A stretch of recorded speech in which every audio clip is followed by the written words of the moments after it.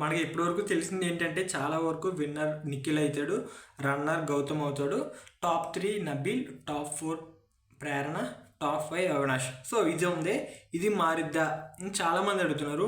So pre voting results నా exemption ప్రకారం maximum ప్రేరణ top 3లో ఉండొచ్చు అనుకుంటున్నాను. సో కొంచెం చేంజ్ ఉంటుంది, ఎందుకంటే లేడీ విన్నర్ అవ్వాలని చెప్పి మ్యాక్సిమం లేడీ ఆడియన్స్. సో తను విన్నర్ అవ్వదు, అట్లీస్ట్ పొజిషన్ అన్నా కొంచెం అప్పర్ దాంట్లో పెడదామని చెప్పి టాప్ 3కి వచ్చే అవకాశాలు ఉన్నాయి.